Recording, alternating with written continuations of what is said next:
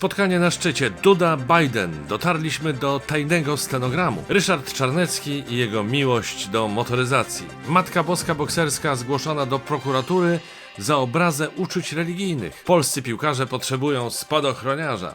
Ronaldo osłabił Coca-Colę. Widzicie, ile się dzieje? A to przecież nie wszystko. Za chwilę rozwinięcie tych i innych tematów w WTS-ie, czyli programie w telegraficznym skrócie. Czwartek, 17 czerwca. Maciej Orłoś, zaczynamy. Starsi internauci i ci młodsi, którzy są miłośnikami staroci, pewnie pamiętają, że, jak to mawia Ewa Kopacz, w bardzo dawnych czasach, kiedy ludzie polowali z kamieniami na dinozaury, triumfy święcił kabaret Dudek. Ten specyficzny rodzaj humoru dziś może już nie dla wszystkich jest zrozumiały i nie wszystkich musi śmieszyć, zwłaszcza, że teraz mamy coś dużo lepszego. Kabaret Duda. Nasza ukochana głowa państwa, król wszechstoków i kawaler złotego skipasa jednak spotkał się z prezydentem USA Joe Bidenem, wbrew zapowiedziom hejterów, którzy nie bez satysfakcji kpili, że Biden Dudę zignoruje. W tym miejscu posypuję głowę popiołem, bo i mnie niestety kilka dni temu zdarzyło się zwątpić w zdolności interpersonalne naszego prezydenta, także bardzo przepraszam, panie prezydencie, i mogę tylko powiedzieć, ależ miło się zaskoczyłem. Przestań pajacować, Orłoś. Andrzej Duda odbył istotną rozmowę z najpotężniejszym politykiem świata.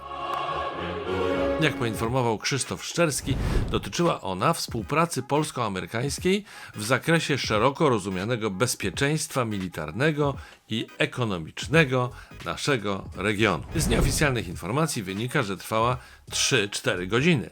Minuty, także pewnie nie za wiele udało się ustalić, ale fotkę sobie Duda z Bidenem strzelił, więc o co chodzi? O co chodzi? Andrzeju, nie denerwuj się. Andrzeju, nie denerwuj się. Jak mam się nie denerwować? Jakby to było po angielsku swoją drogą. Andrew, don't be pissed off. Nieco ironicznie to spotkanie skomentował w wiadomościach Jacek Karnowski. Fakt, że polski prezydent nie został zignorowany, jest niezwykle cenny. Tak stwierdził. A nie, przepraszam, to jednak nie było ironiczne.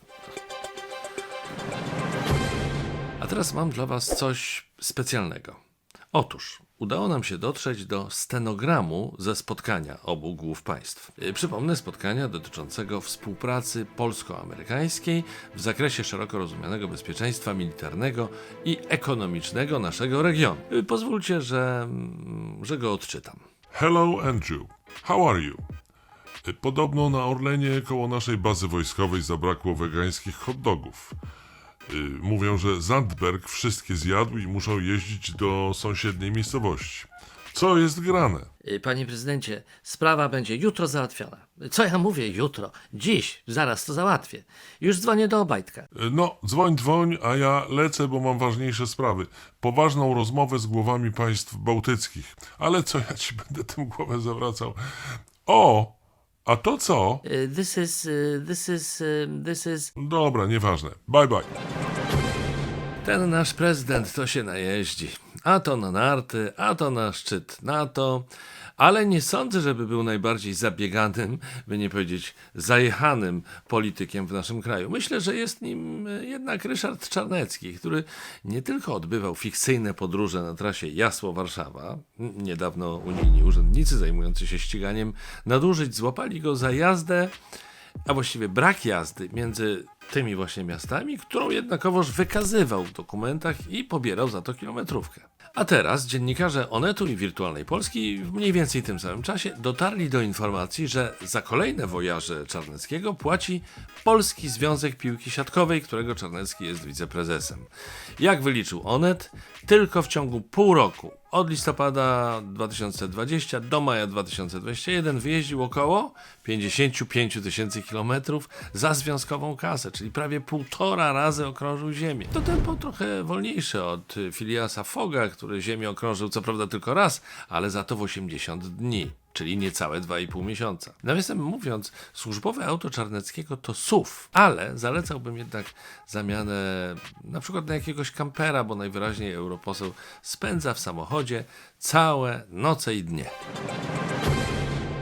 Smakowitości informacjom o sportowym zaangażowaniu Ryszarda Czarneckiego dodaje to, że kiedy został wiceprezesem PZPS w 2018 roku, to ogłosił, że funkcję będzie pełnił społecznie, to znaczy, że nie będzie pobierał wynagrodzenia. I rzeczywiście tego nie robił.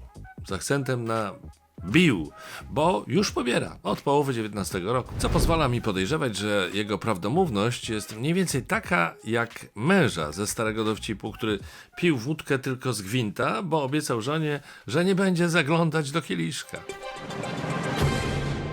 Skoro już jesteśmy przy organizacjach sportowych, to żal byłoby nie wspomnieć o Katolickim Stowarzyszeniu Sportowym RP i jego wotum ofiarowanym sanktuarium na Jasnej Górze. Matka Boska Częstochowska od niedawna zyskała towarzystwo w postaci Matki Boskiej Bokserskiej. Płaskorzeźba Marii z dzieciątkiem otoczonych rękawicami bokserskimi miała oznaczać, że sportowcy chcą jej bronić.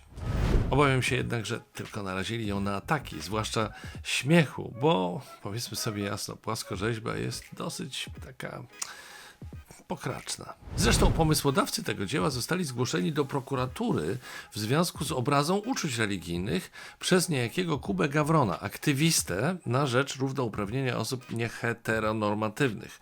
Gawron napisał na Facebooku tak: wysłałem zawiadomienie do częstochowskiej prokuratury na pielgrzymów, którzy wystawili na ołtarzu jasnogórskiej katedry płaskorzeźbę Matki Bożej Bokserskiej o przemocowym charakterze i niskiej wartości artystycznej.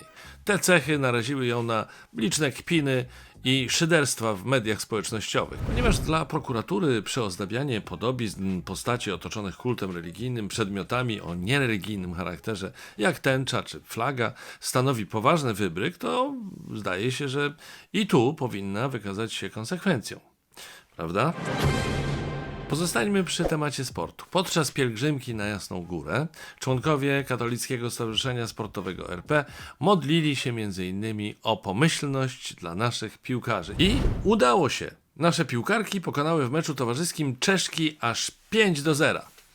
A jeśli chodzi o męską kadrę, nic mi nie wiadomo, dawno o nich nie słyszałem. Chyba nic ciekawego u nich się nie dzieje.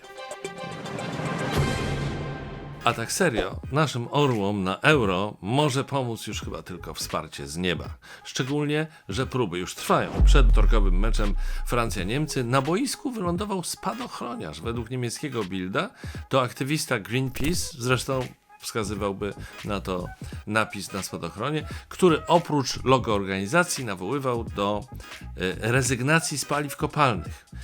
No więc pomyślałem sobie, że naszej reprezentacji potrzebny jest spadochroniarz, ale taki spadochroniarz, który nie będzie miał nic przeciwko paliwu, skoro Lewandowskiemu i spółce ewidentnie tego paliwa brakuje. No niestety. Media donoszą, że wybryk miał charakter protestu przeciwko firmie Volkswagen, która sponsoruje mistrzostwa, ale nieco silniejszy oddźwięk miał sprzeciw wobec innego sponsora, Coca-Coli, wyrażony na konferencji prasowej przez Cristiano Ronaldo. Odstawił stojące przed nim butelki coli i zachęcił do picia wody. W efekcie ceny akcji koncernu spadły o $4 miliardy. Krytycy wytykają Portugalczykowi, że podobnych obiekcji jakoś nie miał, reklamując jedną z sieci fast foodów, które wcale od coli lepsze nie są. Czyli woda sodowa. Sodowa mu uderzyła do głowy, ale nie wiem, czy to prawda, bo ta woda, którą w końcu dostał na tej konferencji, była chyba niegazowana. Osobiście chciałbym Was też zachęcić do picia wody, zwłaszcza, że zaczynają się upały i trzeba dbać o nawodnienie organizmu. No i namawiam też do lajkowania mojego fanpage'a, subskrybowania kanału na YouTubie i oczywiście wspierania WTS na Patronite. Zanim powiemy o prywatnych skrzynkach mailowych polityków, a raczej służbowych skrzynkach, bo prywatnych raczej nie używają, oddam głos Antosiowi, który uraczy nas kolejną porcją nieznanej, aczkolwiek ciekawej muzyki polskich wykonawców. Co ty, Orłoś, normalnie nie można powiedzieć, tylko uraczy nas kolejną porcją? Okej, proszę samemu zapowiedzieć, jak pan taki mądry.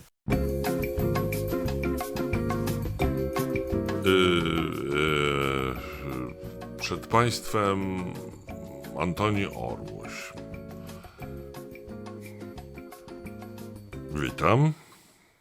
Witam dziś w dziale muzycznym. Założę się, że wszyscy ten zakład kochamy tak samo. Jeden z najpiękniejszych zakładów w Polsce, jak nie na świecie, proszę Państwa. Wystarczy wejść na stronę Wikipedii poświęconą temu właśnie przybytkowi i okaże się, że naprawdę w każdym polskim mieście siedziba tego zakładu jest już ze strony wizualnej czymś niezwykłym, gdyż każdy inny prezentuje styl.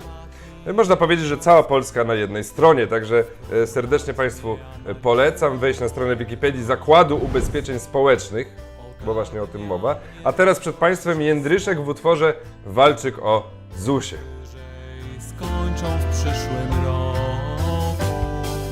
ZUS, ZUS, ZUS, ZUS. A moc życzeń dziś wypływa z moich ust. ZUS, ZUS, ZUS, ZUS.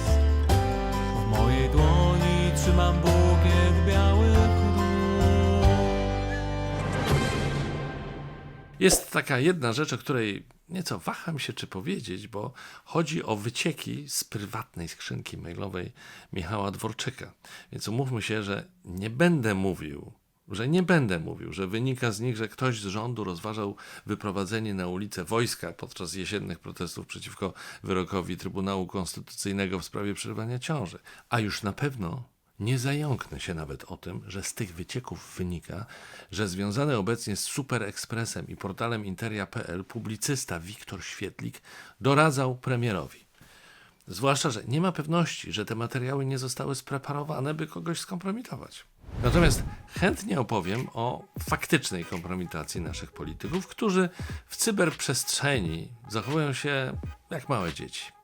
Nawet jeśli za włamanie na konta pocztowe i w mediach społecznościowych odpowiadają obce służby, to wielu z nich dałoby się zapobiec, przestrzegając podstawowych zasad, na przykład nie korzystając z prywatnych kont w celach służbowych. Tymczasem mam wrażenie, że większość z naszych geniuszy strategii i polityki używa do wszystkich kont tego samego hasła. I kamieni kupa. TVN24 zapytał kilku polityków o ich prywatne skrzynki. Marek Kuchciński powiedział tak. Według mnie poseł nie ma prywatnych skrzynek. Poseł jest osobą publiczną, która pracuje 24 godziny na dobę. Nie ma czegoś takiego jak pojęcie prywatna skrzynka.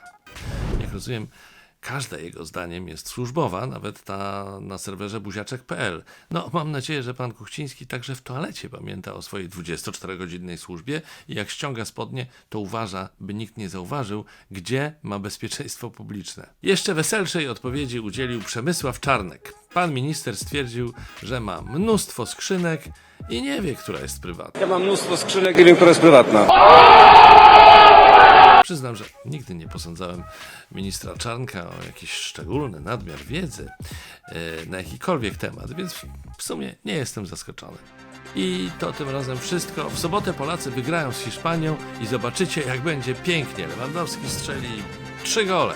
Szczęsny zamuruje sobą całą naszą bramkę. Będzie cudownie, cudownie. Co ty, Orłoś? Oszalałeś? Odbiło ci?